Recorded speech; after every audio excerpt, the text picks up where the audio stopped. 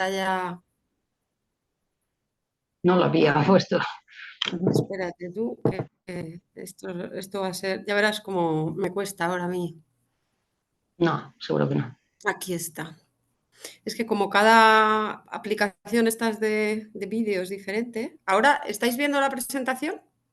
Sí, Vale, sí.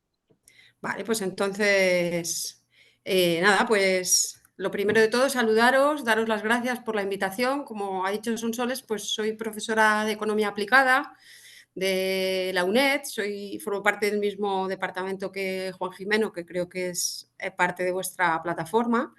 Ujú. Y bueno, una de las cosas a las que más tiempo he dedicado de mi labor como investigadora es precisamente el tema de la descentralización fiscal y temas relacionados también con la financiación del estado de bienestar. Entonces, bueno, eh, lo que me preguntaba Sonsoles ahora, bueno, antes de nada, insistiros en que si tenéis cuestiones que consideráis que adecuado que interrumpa la conversación para aclarar ideas, que ningún problema, porque al revés, me parece mucho más interesante interactuar, sobre todo en un foro como este, que no nos estamos viendo en persona, ¿no? Así que en todo caso que me interrumpáis siempre que lo consideréis necesario por la vía del chat o con los micros. Eh, lo que me dijo inicialmente Juan Jimeno y luego lo hablamos el otro día con Sonsoles era un poco hablar del reparto vertical de competencias entre los niveles de gobierno que hay en España y en concreto cómo hay cierta confusión en la ciudadanía, hay cierta confusión acerca de los poderes o las competencias que tienen las comunidades autónomas, tanto por la vía del gasto como por la vía de los ingresos, ¿no? Entonces, en esta primera diapositiva que yo quería mostraros, el porcentaje de gasto público que gestiona cada nivel de gobierno y tenéis el gobierno central, es decir, la Administración General del Estado y la Seguridad Social en la línea azul, las comunidades autónomas en la línea naranja y los gobiernos locales, que serían tanto las diputaciones municipales como los ayuntamientos y cabildos, irían representados en la línea gris. Entonces, un par de ideas clave de esta diapositiva serían, o de este gráfico, serían, por un lado, que si os fijáis, desde mediados de los años 90, la pérdida de peso en el gasto público que tiene el gobierno central prácticamente se corresponde de manera casi automática con el aumento del peso que tienen las comunidades autónomas en los presupuestos del conjunto del sector público.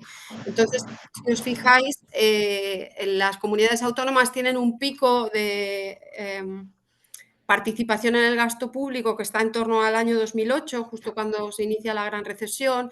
Ahí estaban en valores que estaban en torno al 37, 36%, y a partir de ahí se produce una pequeña caída debida precisamente a la gran recesión, que a partir del año 2012-13 se empieza a recuperar y se estabiliza, de manera que, así como titular de este gráfico, me gustaría destacar que las comunidades autónomas gestionan más o menos un tercio del gasto público total en España, lo cual quiere decir que tienen un papel tanto en la prestación de servicios públicos como a nivel macroeconómico, tienen un papel enorme. Son un protagonista muy importante en la gestión de las políticas públicas y en particular, como sabéis, de algunas de las políticas asociadas al estado de bienestar más importantes, que son la sanidad y la educación. Entonces, paso a la siguiente diapositiva donde os muestro qué parte de los presupuestos públicos va destinada a cada categoría de servicios públicos. Y como podéis ver, la primera de las columnas, que están marcadas en amarillo algunas de las celdas, lo que muestra es la especialización que tiene El Gobierno central en la provisión de servicios generales, defensa nacional, seguridad y orden, asuntos económicos y, si vais abajo al final, protección social. Es decir, en este caso incluimos la prestación por desempleo y las pensiones principalmente. Esos serían, digamos, los programas de gasto en los que el Estado, el Gobierno central, tiene más protagonismo. En cambio, si nos movemos a la siguiente columna, lo que vamos a ver marcado en azul son aquellos programas de gasto en los que las comunidades autónomas tienen mayor protagonismo, que son en particular sanidad y educación, que como todos sabemos, bueno, pues son parte del corazón del estado de bienestar y además, digamos, son servicios públicos muy próximos al ciudadano, ¿no? Servicios públicos que todos utilizamos en algún momento de nuestra vida. Y luego, a nivel municipal, lo que nos encontramos es con una mayor especialización en políticas de medio ambiente. Esto tiene que ver sobre todo con la recogida y tratamiento de residuos, la vivienda y cultura, ocio y religión. Esos serían, digamos, los 3 programas de gasto más relevantes a nivel municipal. ¿De acuerdo? Bueno, esto es, digamos, como el estado de la cuestión, ¿no? ¿Quién hace qué en el sector público español? Pero lo que quería mostraros es hasta qué punto los ciudadanos estamos poco informados sobre esa distribución vertical de competencias.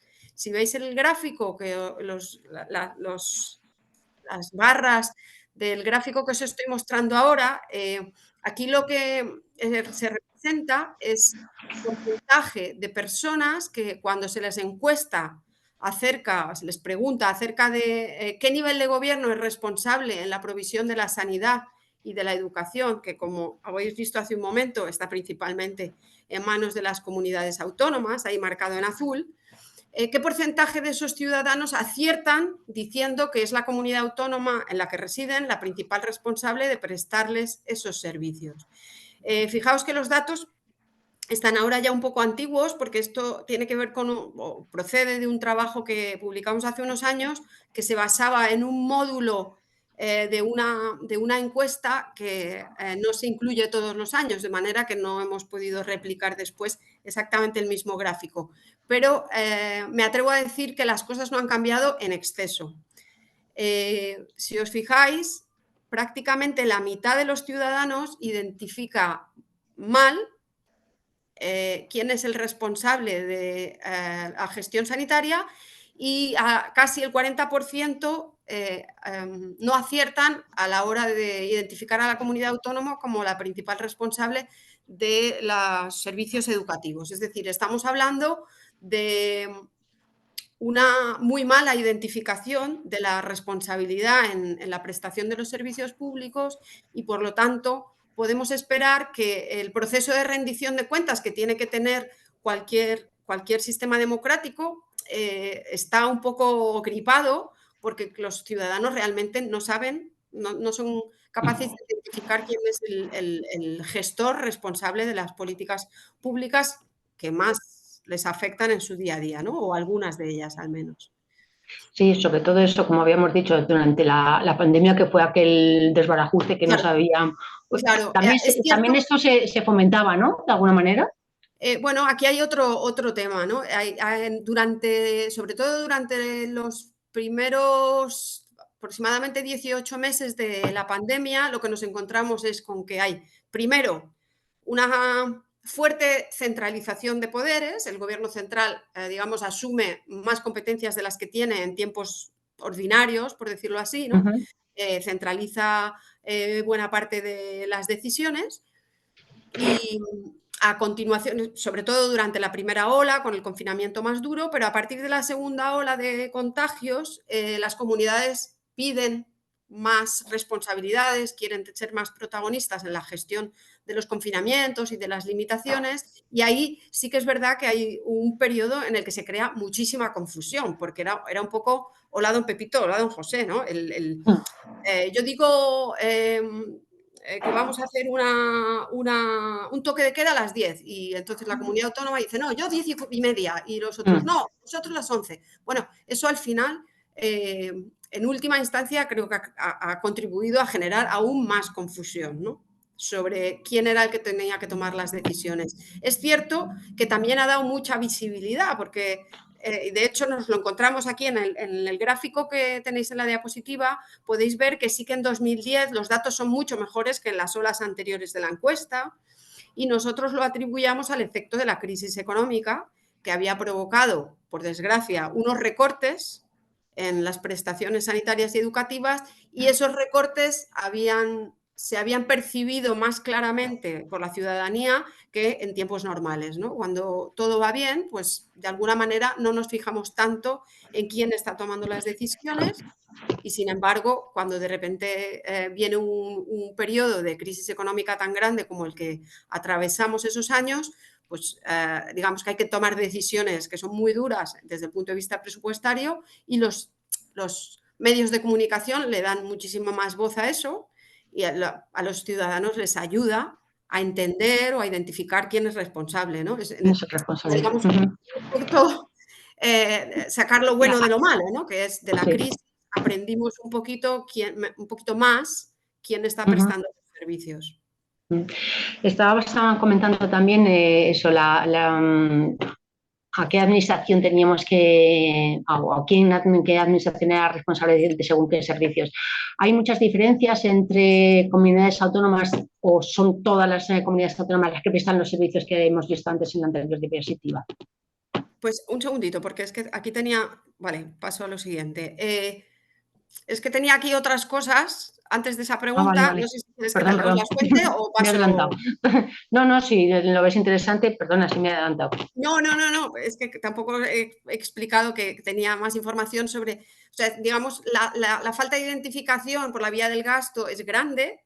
Cuando nos movemos a la vía de los ingresos, voy a pasar a la siguiente diapositiva, es todavía más dramática, ¿no? Aquí tenéis en esta diapositiva, en azul, representado el porcentaje de encuestados que aciertan identificando quién gestiona a quién le corresponde cada impuesto, y en verde quienes se equivocan, quienes no tienen claro a quién van destinados los recursos de cada impuesto, ¿no? Entonces, fijaos, lo que nos encontramos es que tanto el impuesto sobre la renta de las personas físicas como el impuesto sobre el valor añadido, que son los que más recaudan en nuestro sistema tributario, y que ambos son compartidos al 50% entre el gobierno central y las comunidades autónomas, más del 70% de los encuestados son incapaces de identificar a las comunidades como beneficiarias de esa recaudación, digamos, ¿no?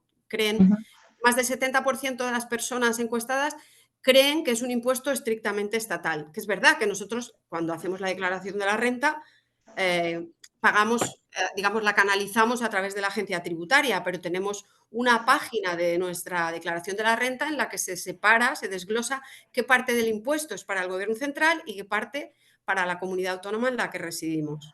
Entonces, lo que vemos es que los impuestos compartidos se visibilizan mucho peor, o mejor dicho, las comunidades autónomas se las visibiliza menos a través de impuestos compartidos que en el caso de impuestos que son exclusivamente de un nivel de gobierno. Fijaos, el impuesto de sociedades es un impuesto exclusivamente estatal, y ahí digamos que las cifras de errores y aciertos se parecen muchísimo más, y los impuestos municipales, que además también tienen como digamos una tradición histórica muchísimo más grande y los identificamos mucho mejor, que son el impuesto sobre bienes inmuebles y lo que llamamos el numerito, el de vehículos de tracción mecánica. Aquí los ciudadanos tienen muchísima más información, identifican mejor a quién va destinado el dinero que se recauda a través de esos impuestos, ¿no? Con lo cual, lo que estamos viendo es que cuando un impuesto está asignado de manera exclusiva a un nivel de gobierno, para el ciudadano es más fácil identificar quién lo gestiona.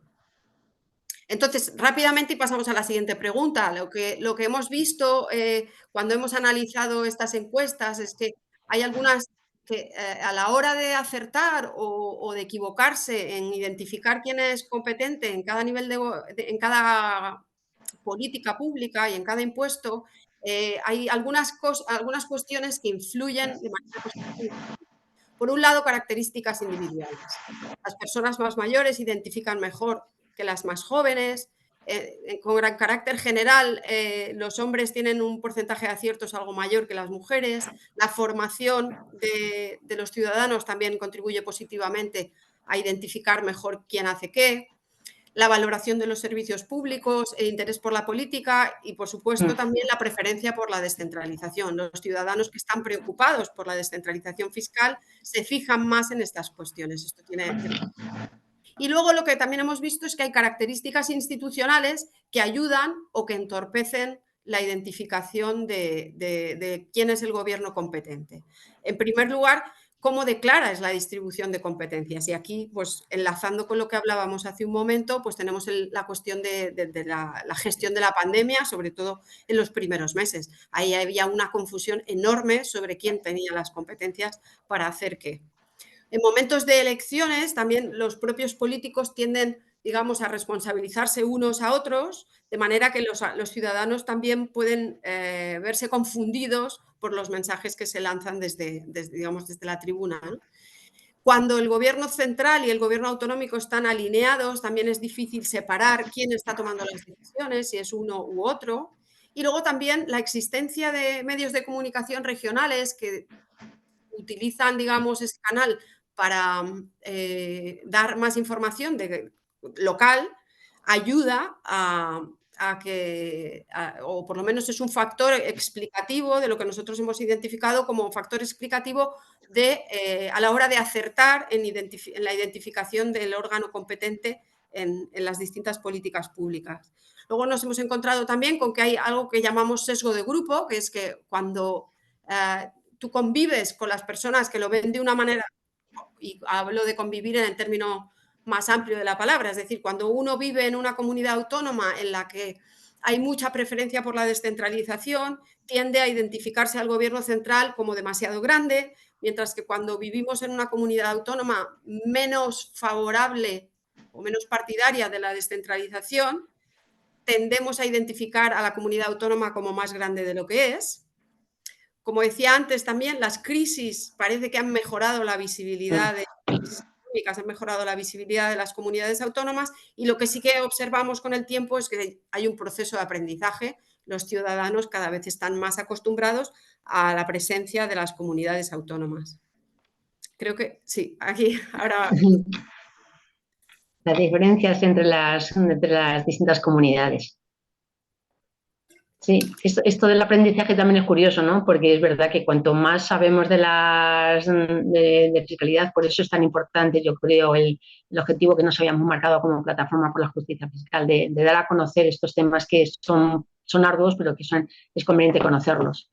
Sí, pueden ser muy ásperos. Es cierto que tienen luego una repercusión social enorme porque, bueno, el sistema tributario, por supuesto, en su sentido más amplio, pero incluso luego cómo se reparten los recursos es una cuestión que afecta críticamente al diseño de las políticas públicas. Los recursos sin recursos no vas a tener servicios, ¿no? Así que es muy importante. Entonces, lo que sí que, como os decía antes, lo que hemos vivido en los últimos 40 y tantos años ha sido un proceso de descentralización muy intenso, muy rápido. El caso español es un caso bastante exitoso de descentralización fiscal, en el sentido de que, bueno, pues se han traspasado un volumen de políticas públicas y de gasto público muy grande en un periodo corto de tiempo sin que se hayan producido unas, digamos, en primer lugar, no ha habido discontinuidades en el servicio, ¿no? Que esto era una preocupación inicial del legislador constitucional, que es el día en el que se produce el traspaso del servicio, ¿no? Al día siguiente, ¿sigue funcionando todo, sí o no, ¿no? Esto era un tema que ahora nos puede parecer como un poco ingenuo, pero en su momento era una preocupación enorme, ¿no? Que siguieran funcionando las escuelas, los hospitales, etcétera, al día siguiente. Y no se ha producido ninguna discontinuidad en este sentido y tampoco se han producido las tantas veces aclamadas duplicidades que realmente yo creo que son una cuestión totalmente marginal. O sea, que tenemos un modelo de descentralización bastante positivo, bastante exitoso, pero tiene, bueno, pues tiene algunas características, y una de ellas es que hay algunas diferencias en las prestaciones sociales que se ejecutan en las distintas comunidades autónomas. Entonces, lo que os voy a mostrar ahora son datos del gasto autonómico, lo que gasta cada comunidad autónoma en sanidad primero, luego en educación y luego en servicios sociales. Los datos están en euros por habitante, y lo que podéis ver aquí es que lógicamente, pues hay diversidad, no todo el mundo gasta lo mismo. De hecho, tenemos una brecha entre Andalucía, que es la que menos, perdón, los datos no os lo he dicho, son del año 2021, datos de gasto liquidado del Ministerio de vamos, publicados por el Ministerio de Hacienda, y la comunidad que menos gastó en 2021, que es el último año que tenemos de datos liquidados, fue Andalucía, con 1.438 euros por habitante, mientras que Asturias habría gastado 1.984, es decir, que hay unos 500 euros por habitante de diferencia. A ver, espera que no puedo usar ahora. Aquí abajo os he apuntado, estos son tecnicismos, pero que para alguna gente pueden resultar más aburridos que para otros, pero bueno, en todo caso, lo que aparece abajo es una medición de cómo de dispar es el sistema en términos de gasto en sanidad, ¿no? Por habitante. Entonces, la diferencia, la desviación media con respecto al valor de las 17 comunidades autónomas es de 141 euros, y ese valor con respecto a la media es de 0,08. Dicho así, no nos dice nada, no sabemos si es mucho o poco, pero lo importante es que vamos a ver que en sanidad estos valores son más pequeños que en las otras dos partidas de gasto. Fijaos, en el gasto en educación, también en euros por habitante, tenemos que Madrid sería la que menos gasta, 823 euros, y luego, ahora hablo del País Vasco, Navarra sería la siguiente, la que más gasta de todos, 1.239 euros por habitante. ¿Por qué no he marcado el País Vasco? El País Vasco también gasta mucho, como ocurre en Navarra, pero es que tiene también asignadas las competencias en becas universitarias que en el resto del país no lo están. De manera que el dato no es exactamente homogéneo y sería, digamos, comparar un poco peras con manzanas, y esa no era la idea. En todo caso, lo que estamos viendo de nuevo es que hay pues unos 400 euros por habitante de diferencia entre el suelo, que es Madrid, y el valor más alto, que sería Navarra, 1.239, ¿no? Aquí la desviación típica en euros es más grande, pero si medimos la dispersión con respecto a la media, nos encontramos con que el valor es mayor. Fijaos, en sanidad era 0,08, aquí ya estamos en 0,13, o sea, la dispersión es un poco mayor. Hay más desigualdad a la hora de gastar. Luego me voy a detener en las posibles razones de esto, pero de momento vemos que sanidad es más homogénea en gasto en todas las comunidades autónomas que educación. Y luego, por último, si valoramos lo que ocurre con los servicios sociales, de nuevo nos encontramos con diferencias, pero mucho más grandes, si os fijáis. Aquí tenéis que Baleares, que es la que menos gasta, está destinando 191 euros por habitante a servicios sociales, y Navarra 601. El dato del País Vasco me tiene absolutamente despistada, porque creo que tiene que haber un error en los datos oficiales, porque es una comunidad que tiene un gasto social muy por encima de la media, pero he estado mirando la serie y no he conseguido encontrar el motivo, así que nos quedamos con el dato de Navarra. Aquí, de nuevo, la desviación, la medida de dispersión, que sería la desviación típica respecto a la media, es de 0,28. Fijaos que es mucho mayor que en los casos anteriores. ¿Por qué destaco tanto esto? Bueno, porque lo que hemos visto cuando estudiamos estas cuestiones es que hay diferencias de gasto en todas las políticas sociales, pero son mayores cuando los servicios han sido creados por las propias comunidades autónomas. La sanidad y la educación eran competencias del Gobierno central y fueron transferidas a las comunidades autónomas a lo largo de un periodo de unos 20 años, desde principios de los 80 hasta 2001, y entonces, bueno, de alguna manera todas las comunidades han tenido una inercia muy fuerte sobre lo que ocurría en su territorio antes de la descentralización, ¿no? Es decir, el Gobierno central ya tenía una capacidad instalada determinada, ¿no? En colegios, hospitales, centros de salud, institutos, universidades, etcétera.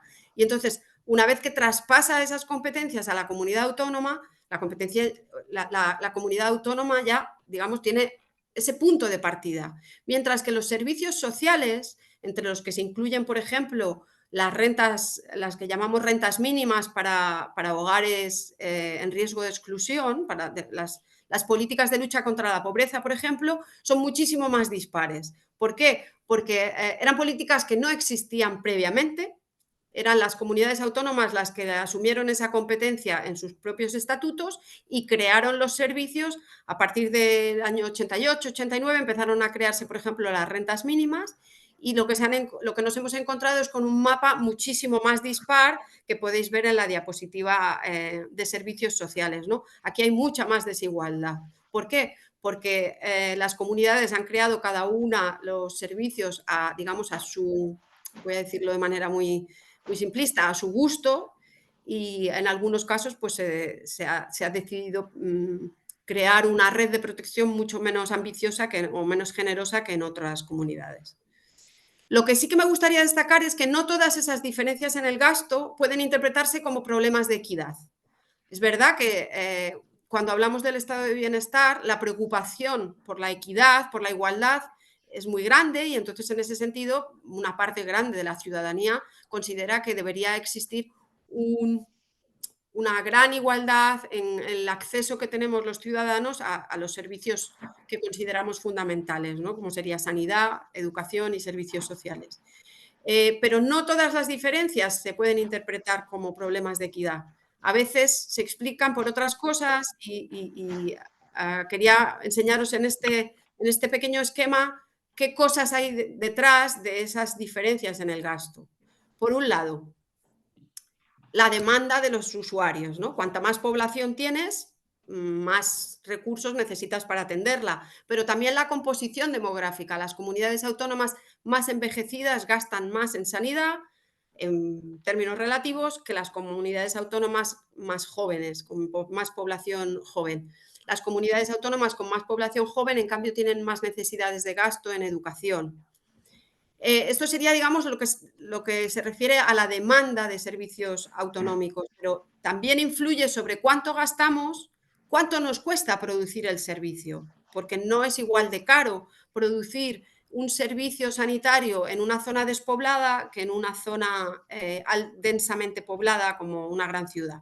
La densidad de población, el territorio, el clima, e incluso el precio de los factores de producción. Por ejemplo, el suelo es distinto, es más caro en unos sitios que en otros, y todo eso hace que el gasto necesario para atender a los ciudadanos sea distinto. Es decir, que podríamos encontrarnos con gastos diferentes que, sin embargo, generan resultados equitativos porque tienen en cuenta este tipo de diferencias, ¿no?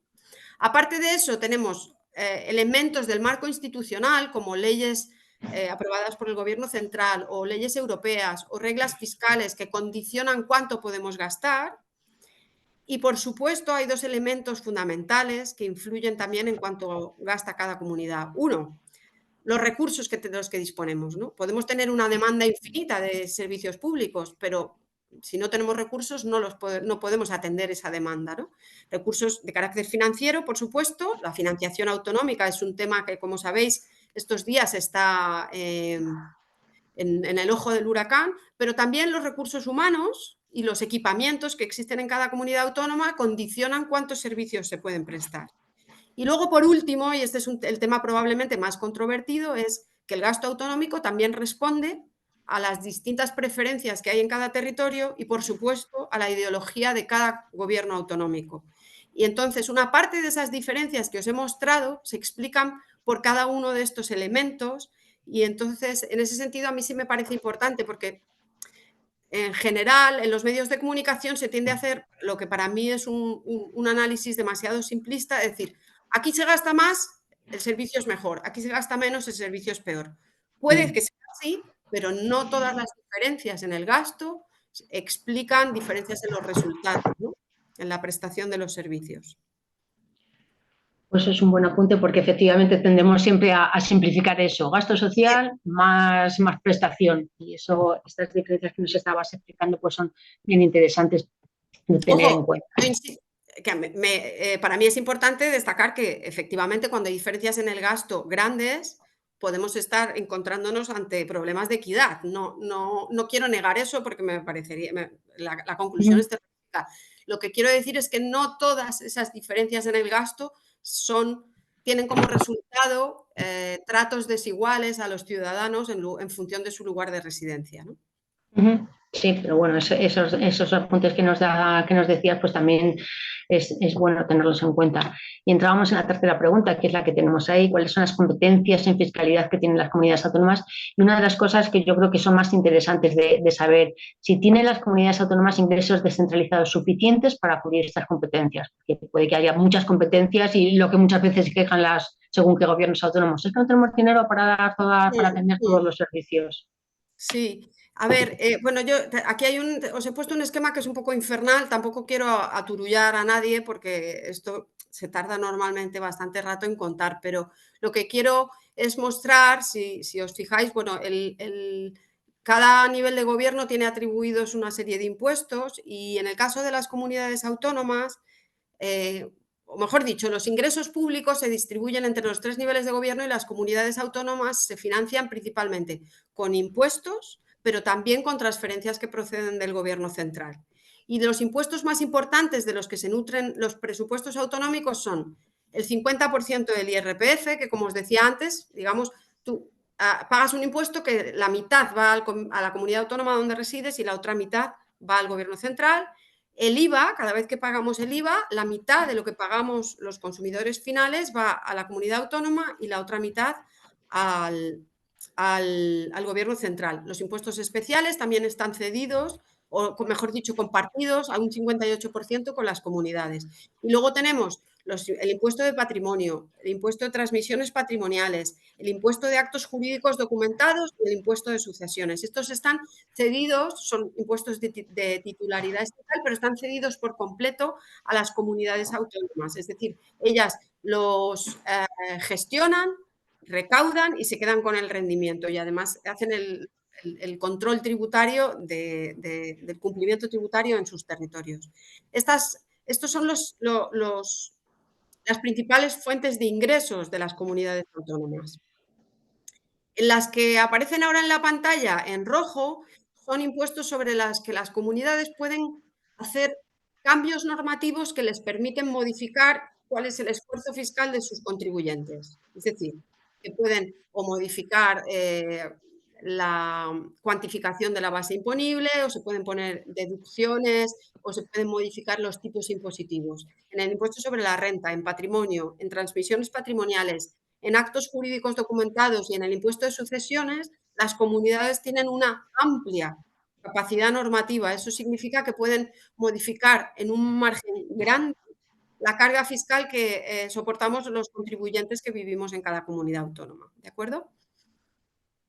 Entonces, pasando, digamos, una vez que os he hecho un poco la foto fija de dónde cómo financian las comunidades su presupuesto, paso a intentar responder la siguiente pregunta, ¿no? Que es si tienen las comunidades ingresos suficientes para financiar todo ese gasto social y otros gastos que realizan, ¿no? Aquí el punto de partida es de cualquier análisis es que existe lo que llamamos una brecha vertical. ¿Por qué? Porque las necesidades de gasto o las competencias de políticas de gasto que tienen las comunidades son más voluminosas que el rendimiento que tienen de su espacio fiscal. Es decir, con todo lo que recaudan las comunidades autónomas en esos impuestos que os he comentado, no es suficiente para financiar el gasto autonómico. Entonces, esa brecha se cierra con lo que llamamos transferencias de nivelación, que permiten garantizar, o tratan, mejor dicho, de garantizar un nivel similar de servicios públicos en todas las comunidades autónomas. De alguna manera, es un elemento de nivelación de servicios. Ahora, la pregunta del $1.000.000, como dirían los americanos, ¿son suficientes esos recursos? Bueno, la suficiencia, para empezar, es un término absolutamente relativo, ¿no? A cualquiera que nos pregunten cuánto es suficiente para que tú tengas una buena vida. Bueno, pues no es un concepto absoluto en el que podamos ponernos de acuerdo. Cada persona tiene su percepción. Y desde el punto de vista de los servicios públicos, el problema es muy parecido. Podemos prestar los servicios públicos mal, regular, bien, muy bien, y además cada ciudadano tendrá su visión de cómo de bien están gestionados las políticas, ¿no? Entonces, el punto de partida es que siempre es un término relativo, ¿no? Que podemos hacer mejoras, pero que no sabemos cuándo realmente las necesidades están suficientemente satisfechas. Pero luego hay un tema muy importante que tiene que ver con la dinámica del gasto social. Todos los gastos asociados al estado de bienestar llevan una dinámica, un crecimiento difícil de sostener con el sistema tributario que tenemos en el largo plazo. Es decir, ahora más o menos, durante la crisis es más difícil, pero tenemos recursos suficientes para financiar nuestro estado de bienestar. Pero teniendo en cuenta la dinámica del envejecimiento demográfico y que implica, obviamente, un aumento del gasto sanitario y del gasto en pensiones, pues nos encontramos con que vamos a necesitar de alguna manera buscar recursos adicionales. El sistema tributario tiene que buscar recursos o bien reduciendo el fraude, que es uno de los puntos claves a mi modo de ver, o bien creando nuevos impuestos o subiendo los impuestos que ya existen. Tampoco voy a descubrir ahora, digamos, la rueda, ¿no? La implicación de todo esto es que en el camino de buscar esos nuevos recursos se está generando un endeudamiento autonómico cada vez mayor. Las comunidades están muy endeudadas. Como sabéis, hace unas semanas se firmó un pacto muy controvertido, pero que con toda probabilidad se va a extender al resto de comunidades, en las que el Gobierno central, o mejor dicho, el Partido Socialista, se comprometía con Esquerra Republicana de Cataluña a condonar una parte de la deuda que el gobierno catalán tiene con el gobierno central, ¿no? De préstamos que le ha ido haciendo desde el año 2012. Bueno, esto ha sido muy controvertido, pero no es algo inesperado. Es decir, teníamos clarísimo los que nos dedicamos a esto que iba a suceder, que en algún momento se iban a producir condonaciones, pero no solo a Cataluña, sino al conjunto de comunidades autónomas, porque precisamente por esta dinámica del gasto social, la deuda autonómica ha ido creciendo de manera muy explosiva desde el año 2008, se estabilizó un poco a partir de 2015, pero sigue siendo un volumen de deuda gigantesco del que las comunidades autónomas de momento no tienen visos de poder salir. Entonces, bueno, pues ¿son suficientes los recursos? Si atendemos a los datos de deuda, la respuesta es claramente no. Si atendemos a otras cuestiones, podríamos decir que las comunidades también tienen que hacer un esfuerzo por gestionar mejor los recursos de los que disponen, ¿no? Sí, esto sería. Vale, en lo del endeudamiento efectivamente está muy en boga.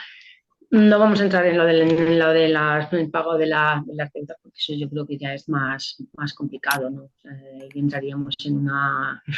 Y sobre todo cómo se tienen que endeudar las comunidades, porque hay comunidades como la de Madrid, por ejemplo, que dice que sí que no tiene deuda, lo que no tiene es deuda con el gobierno, pero sí la tiene con los bancos, por ejemplo, o con entidades Claro, financieras. claro, bueno, sí, esto no lo he comentado. Es verdad que la Comunidad Autónoma de Madrid tiene un nivel de deuda más bajo que las demás, pero porque medimos el endeudamiento con respecto al PIB, y el PIB de la Comunidad de Madrid es muy grande.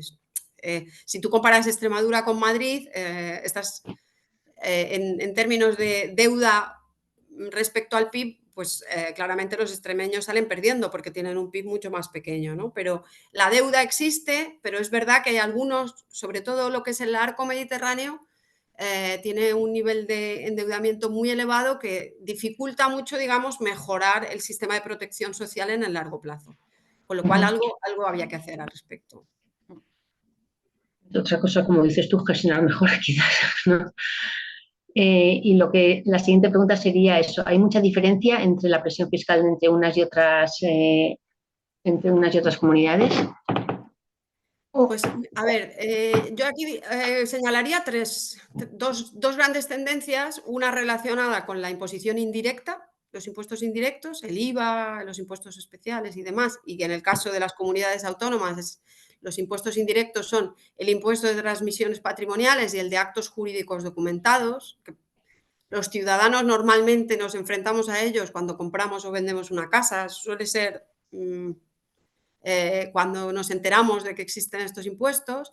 En este caso, todas las comunidades han subido los tipos impositivos y lo hicieron muy deprisa. Desde en el año 97 creo que es cuando se les deja modificar los tipos impositivos y de manera casi inmediata las comunidades empiezan a subir los tipos, no mucho, pero digamos que ahí sí que hay una reacción para aumentar la recaudación. Sin embargo, en la imposición directa se ha producido el fenómeno contrario, ¿no? Existe una erosión muy grande de las bases imponibles que se someten a gravamen en los impuestos relacionados con el patrimonio y con la sucesión, tanto, bueno, pues las herencias principalmente, ¿no?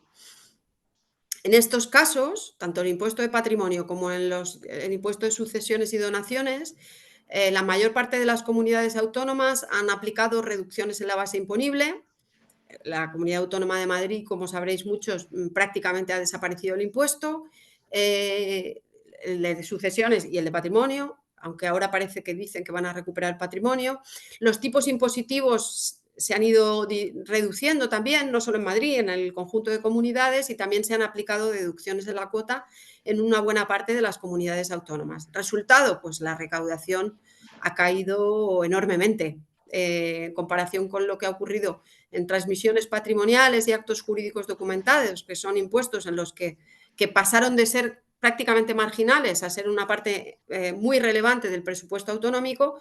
Con el caso de los impuestos cedidos sobre el patrimonio y las herencias ha ocurrido todo lo contrario.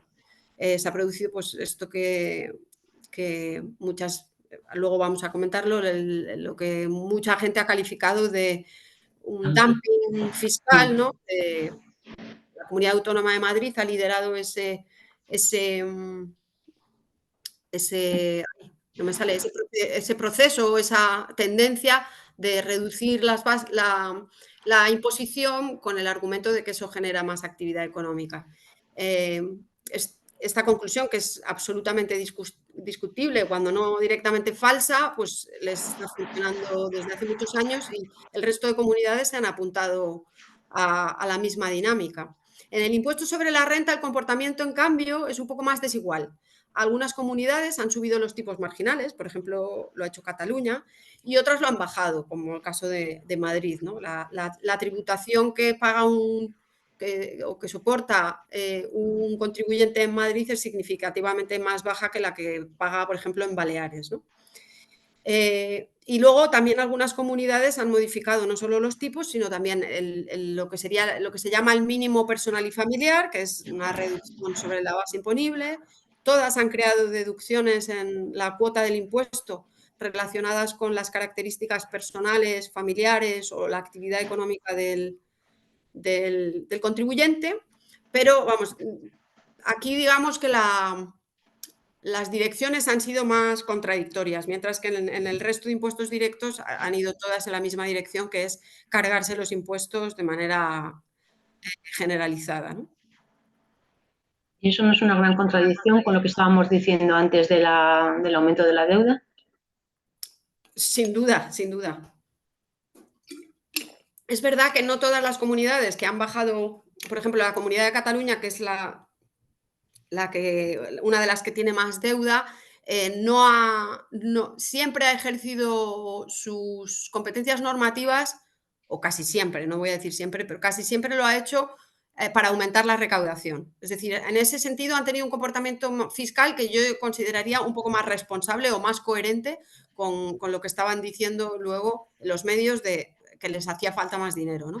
En cambio, la mayoría de comunidades lo que han hecho es decir, no tenemos dinero suficiente y luego han bajado impuestos, sí. Efectivamente es una contradicción. Hay aquí una cosa que no entiendo, si me permites, Sí.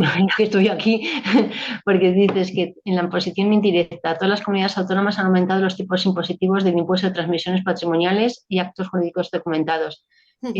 Yo tenía entendido que la Comunidad Autónoma de Madrid también había bajado estos impuestos, ¿no? ¿O me estoy equivocando? No, la Comunidad de Madrid lo que hizo fue eliminar lo que se llaman los tributos propios, que son impuestos que crean las comunidades autónomas, los crean, los regulan, los suprimen, o sea, y que son, por ejemplo, los más famosos han sido el impuesto sobre sucursales bancarias que aprobó Extremadura, en su momento la ecotasa de Baleares, los impuestos sobre instalaciones eléctricas, perdón, que no lo estoy diciendo con la terminología correcta, pero impuestos que graban, por ejemplo, las plantas fotovoltaicas o los molinos de viento o las grandes superficies comerciales.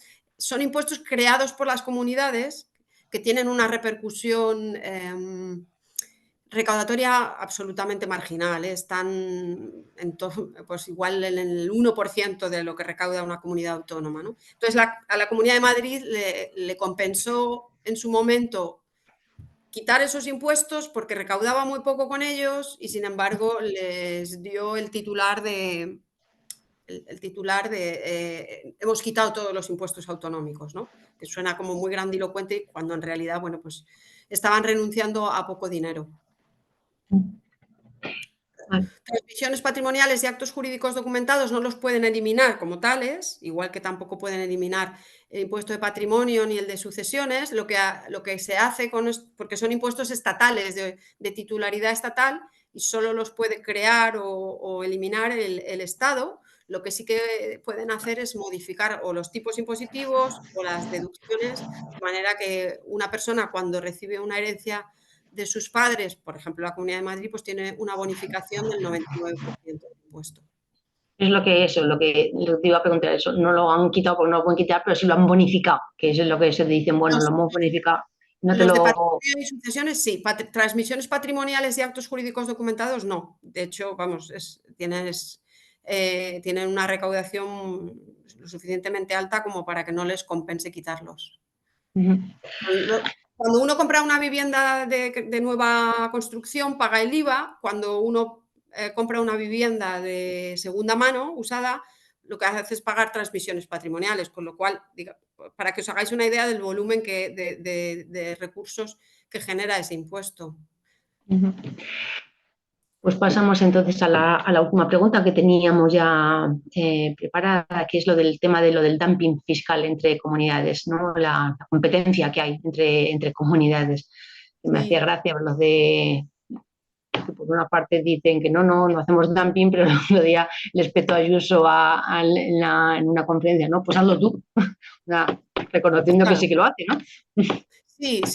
Bueno, a ver, lo primero de todo, por si hay alguien que no esté familiarizado con el concepto, el dumping es un término que se utilizaba originariamente para la política comercial, que, digamos, para aumentar las exportaciones y mejorar la posición de poder comercial en el resto del mundo, algunos países estaban produciendo o vendiendo, mejor dicho, al exterior muy barato, incluso por debajo de sus costes,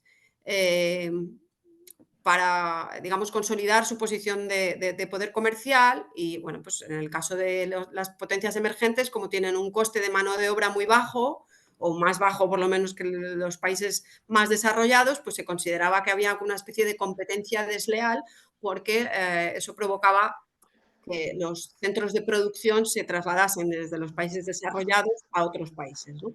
Este era el origen del término. Luego se ha utilizado el de dumping fiscal para hacer referencia a la competencia fiscal de carácter desleal, ¿no?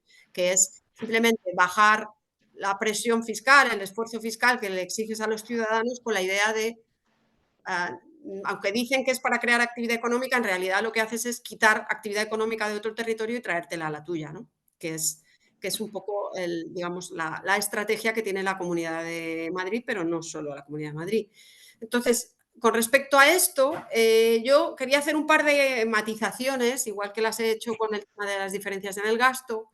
Y la primera de ellas, o sea, la idea ¿es siempre negativa la competencia fiscal? Bueno, pues en principio nos supone, si empiezan a competir los territorios entre ellos para atraer factores de producción, para que las empresas o las familias se localicen en sus territorios por motivos fiscales, lo que hacemos es perder recursos para el sector público, porque al bajar el esfuerzo fiscal, recaudamos menos. Y esto implica automáticamente que tendremos que buscar soluciones para equilibrar el presupuesto, que es o bien gastar menos, erosionando el gasto público, o bien endeudándonos, que tampoco es la estrategia ideal para financiar de manera crónica el gasto público. Entonces, tenemos una pérdida de recursos por un lado y por otro lado, y muy importante también, una pérdida de la progresividad del sistema tributario, ¿no? Porque cuando reducimos los impuestos, que normalmente son los directos, lo que hacemos es, digamos, casi siempre reducir la presión sobre las rentas más altas. Entonces, este digamos que sería el efecto negativo y no deseado de la competencia fiscal. Pero con dos matices que me gustaría señalar. Uno, no toda la desigualdad fiscal tiene por qué ser mala. En algunos casos, la diversidad en lo que llamamos el paquete fiscal, es decir, la combinación entre gasto público e impuestos, puede responder también a diferencias en las preferencias de los ciudadanos.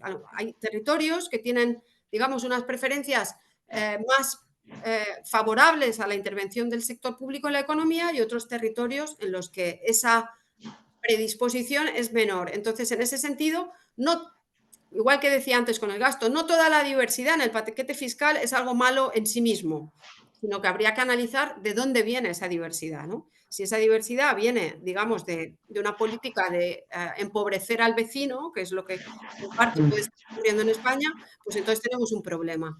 Y luego hay una cuestión en la que insiste mucho la literatura académica, que es que la competencia fiscal puede tener un efecto positivo si obliga a los gobiernos a mejorar la eficiencia en el gasto. Es decir, si tienes menos recursos y quieres seguir gastando, vas a tener que gastar mejor, ¿no?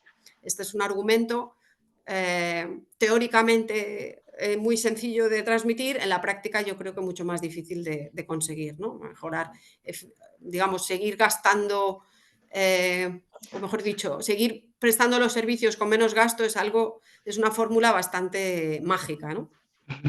En teoría está bien. ¿Perdón? En teoría está bien, pero... Claro, claro, como idea es estupenda, y suena muy bien. Si todos, incluso a nivel micro, ¿no? Cualquier familia que pueda conseguir satisfacer sus necesidades con menos gasto, oye, mira qué bien. En la práctica luego es mucho más complicado, ¿no? ¿Qué efectos ha tenido la competencia fiscal a la baja en la tributación sobre el patrimonio y sobre las herencias? Bueno, pues en principio, aunque la evidencia empírica no está nada clara aquí, se ha producido una cierta concentración de patrimonios en los territorios con menos tributación, en particular en Madrid, ¿no? Hay muchas comunidades que se han quejado de ese dopaje tributario de la Comunidad de Madrid que las ha hecho perder algunos contribuyentes de renta alta, porque los que se mueven, no nos engañemos, no son los de un territorio a otro por motivos fiscales, no son los hogares de menos renta, sino aquellos que tienen la capacidad digamos, de tener un domicilio en otra comunidad autónoma. Y otro efecto es que renunciamos a utilizar esos impuestos como herramientas para mejorar la igualdad de oportunidades, ¿no? Tanto el impuesto de patrimonio como el impuesto que grava las herencias, el impuesto de sucesiones, son, al menos desde el punto de vista teórico, las principales herramientas para garantizar la igualdad de oportunidades, ¿no? Para, digamos, acortar un poco esas diferencias entre los hogares que tienen más y los que tienen menos oportunidades. Y por último, me pedían que reflexionara sobre cómo podemos hacer para evitar la competencia fiscal a la baja. Bueno, tenemos distintas opciones. La primera es recentralizar, es decir, que el modelo vuelva a su situación original y las comunidades dejen de tener impuestos cedidos. No me parece realista, esto es la verdad, y además no creo que sea necesario. Creo que se pueden buscar soluciones mejores. Por ejemplo, se pueden establecer límites a las competencias normativas de las comunidades autónomas. Durante años existían unas bandas sobre las cuales las comunidades podían subir o bajar los tipos impositivos. Eso les permitía, digamos, ejercer su autonomía tributaria, pero sin cargarse del impuesto. Y luego, otra opción sería ir hacia un modelo de impuestos compartidos, en el que haya un tramo estatal y otro autonómico. Y si la comunidad autónoma quiere tener su tramo autonómico a cero, es a su coste, digamos, tendrá que buscar recursos de otro lado para financiar su gasto. En el caso del IRPF funciona así. Hay un impuesto que tiene un 50% estatal y un 50% autonómico. Y ahí yo, digamos, si me piden la opinión, pues iría hacia a un modelo de este tipo. Con esto creo que terminaría mi presentación.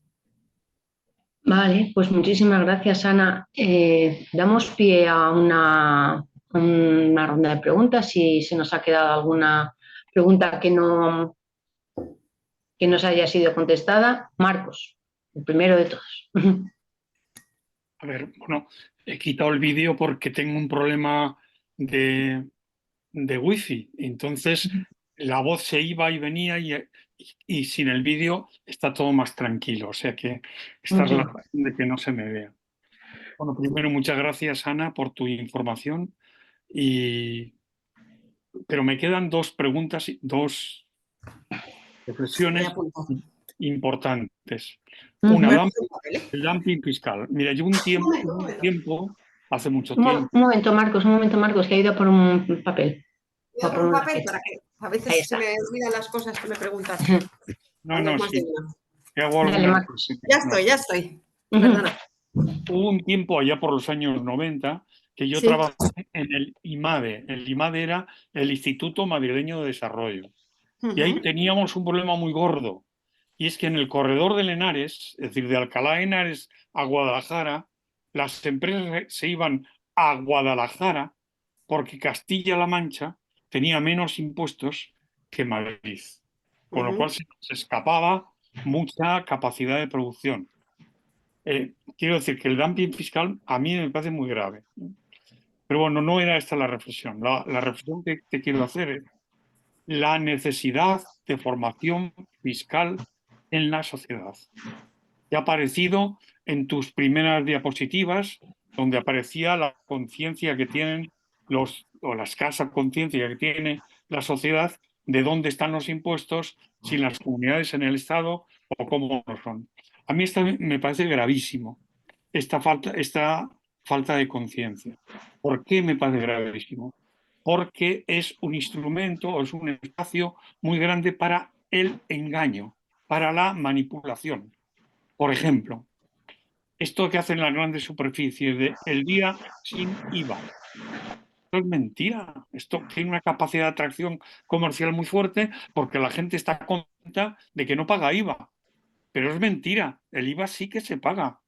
Otra cosa es que la empresa descuenta lo que quiera, ¿no? Esto Marcos, parece... pero exactamente cuál es tu pregunta. Sí, Por no, centrarnos más. era reflexión. La necesidad de formación fiscal a la sociedad. Sobre todo es para la UNED y para la plataforma de justicia fiscal. Esto es absolutamente imprescindible y me parece que no se hace. Esta es la aportación que quería hacer, nada más. Perdona, ¿eh? No, nada, muchísimas gracias por tu aportación, por tu comentario. Y la verdad es que en eso estamos. Como yo decía al principio, uno de los principales objetivos de la plataforma cuando nos constituimos era precisamente eso, el tema de sensibilización, de mayor difusión de los temas fiscales, que como hemos dicho son temas no especialmente fáciles de entender, pero que sí nos afectan muy directamente y es por lo que estamos peleando. Muchísimas gracias, Marcos, por tu apreciación. ¿Alguna pregunta más? Nuria. Hola, bueno, muchas gracias, Ana. Me ha parecido como muy interesante y me ha sorprendido mucho, aunque sabía de cierta manera, pero el ver ese reparto del gasto, sobre todo, ¿no? Más que del impuesto. Bueno, y quería hacerte dos preguntas. Por ejemplo, en el tema del gasto social por comunidades, es que aparece tan bajo como has comentado el País Vasco.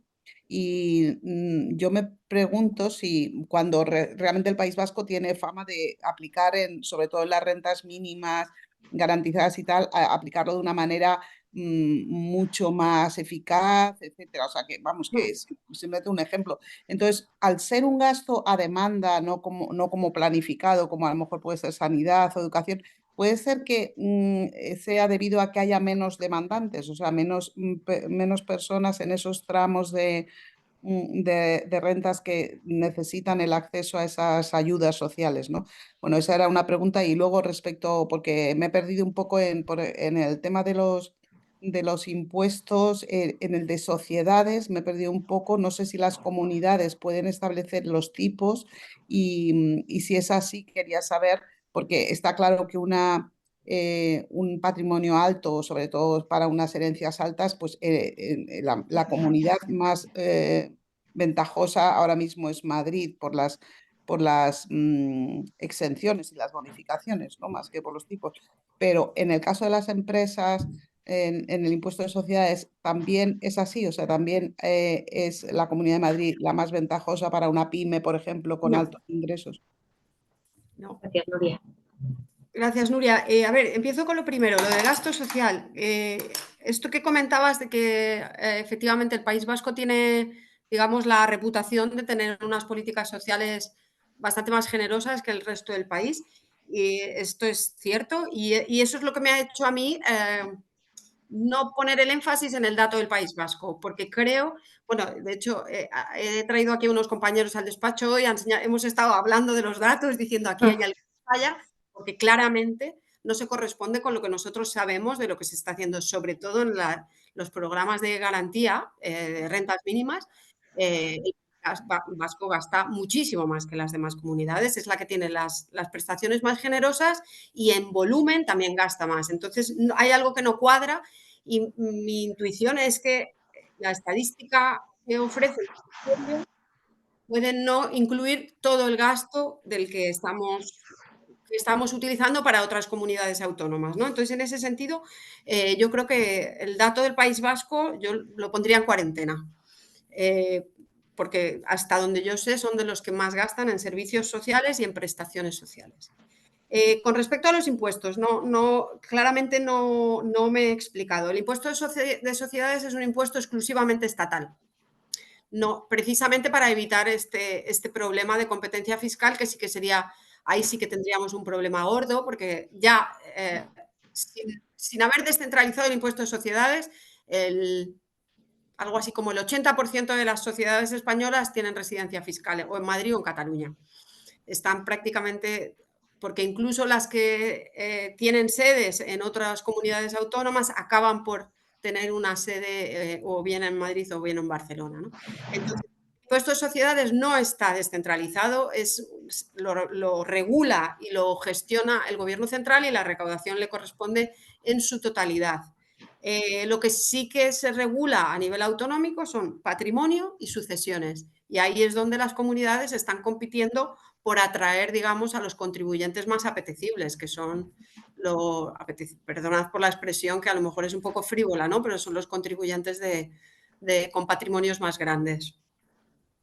Vale, gracias, Ana, que no es que te hayas explicado mal, es que me he perdido en ese momento. No, pero porque es un tema complicadísimo, por eso que es que al final quizá me he empeñado en contar una cosa que era demasiado compleja. Estaba clarísima, clarísima, pero me he perdido en ese.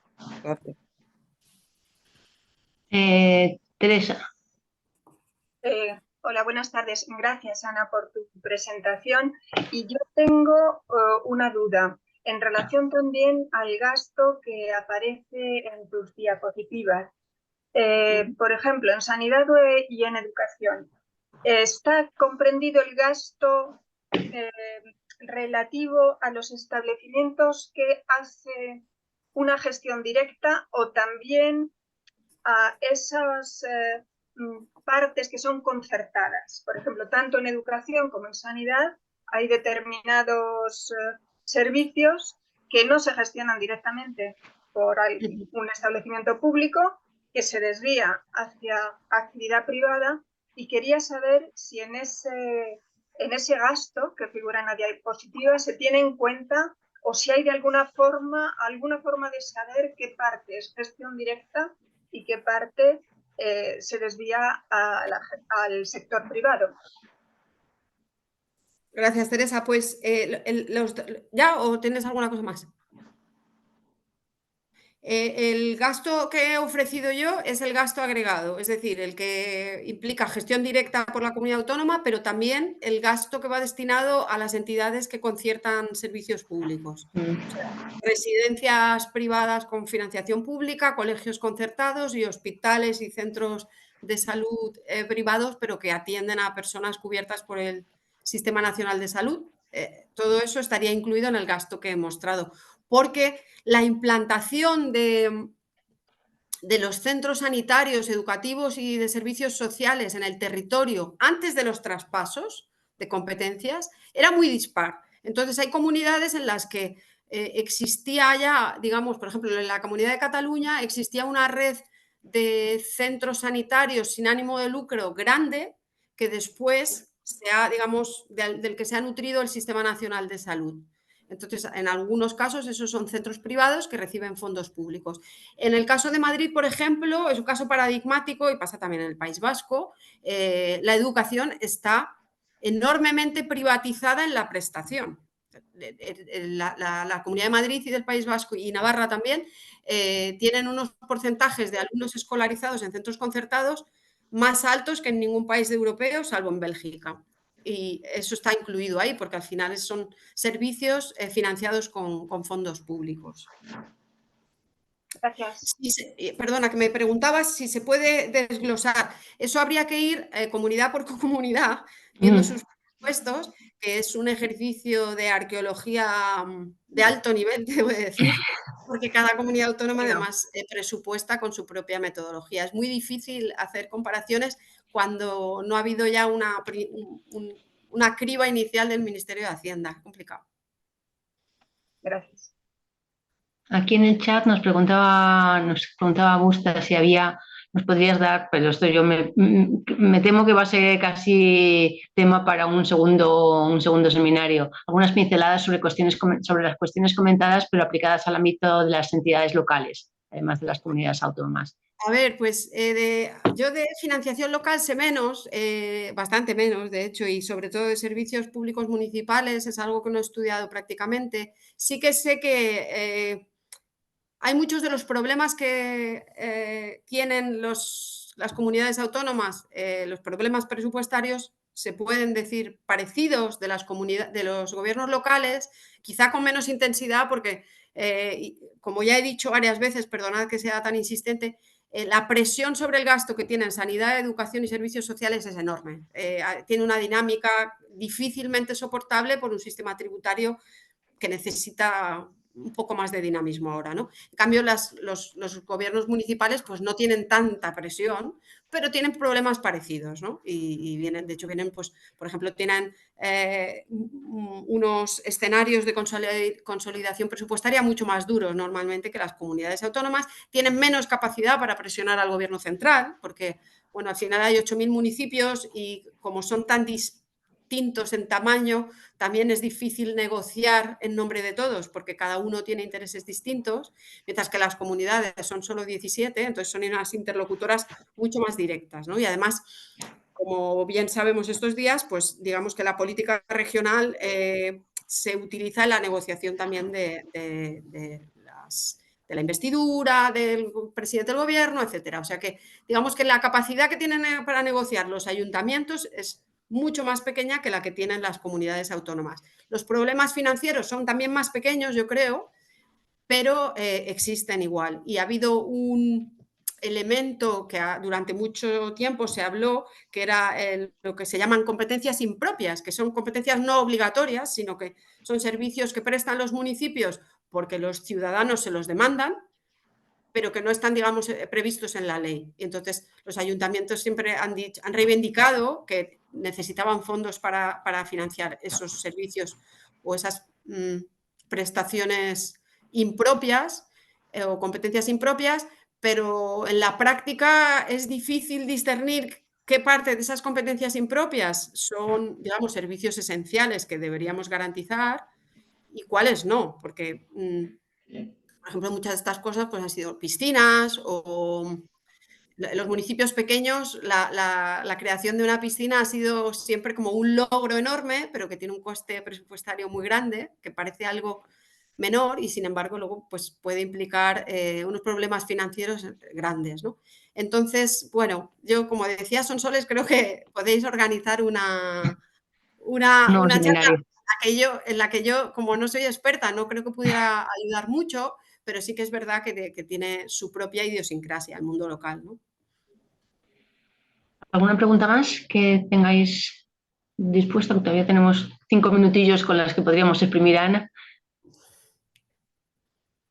A mí sí que me sé de las preguntas, cuando estábamos preparando este seminario, cuando estábamos organizando este seminario en la plataforma, pues íbamos recogiendo preguntas que podíamos, dentro de los integrantes de la plataforma se nos ocurrían. Y hay una que, bueno, se ha quedado así un poco, a lo mejor, no demasiado directamente respondida y sí me gustaría que nos pudieras decir algo sobre esto, Ana. ¿Hay algún control por parte de alguien para que las comunidades autónomas gasten en lo que tienen que gastar? ¿O esto va un poco al albur de cada comunidad autónoma? Ella recauda y ella gasta y San se teniendo. Pues aquí, esta es otra pregunta de $1.000.000. Vaya.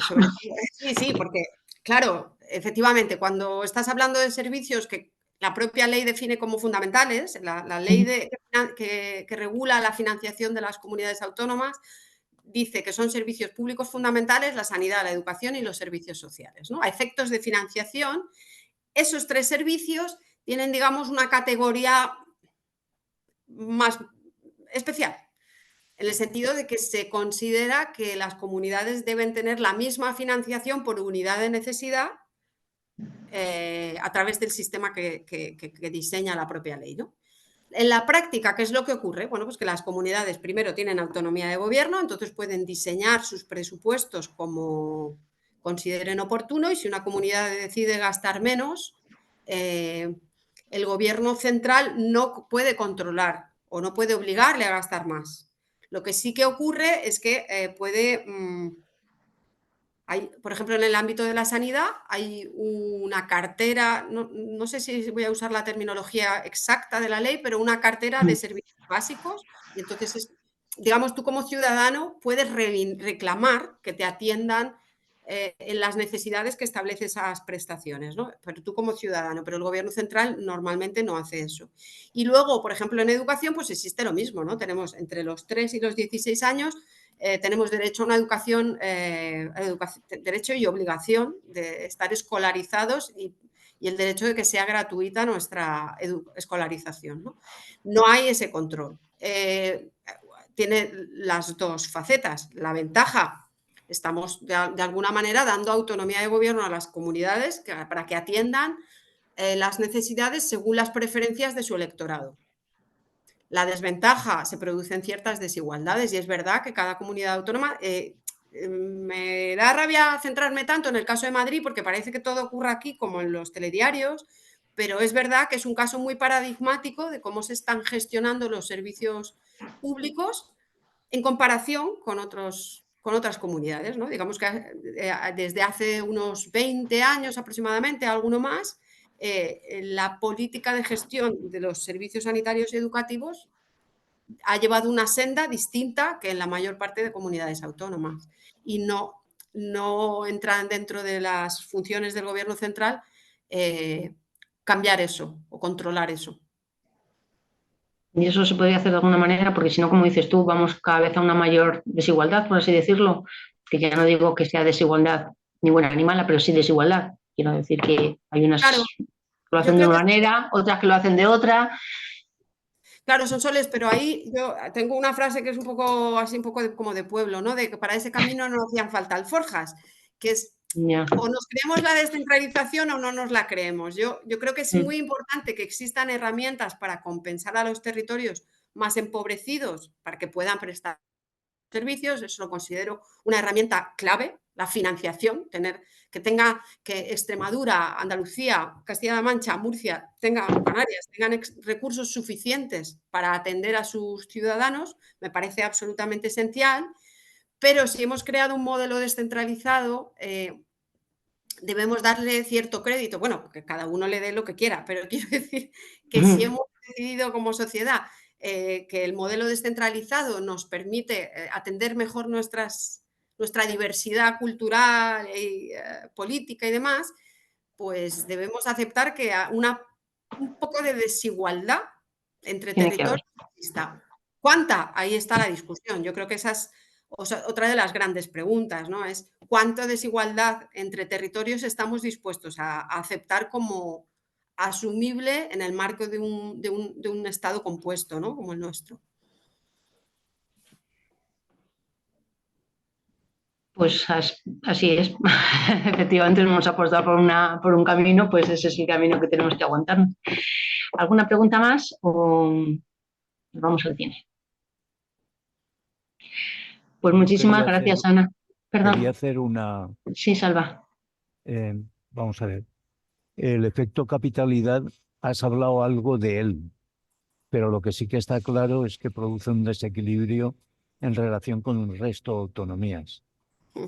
Y eso no está incluido dentro del criterio de ajuste del sistema fiscal a nivel estatal, porque no está.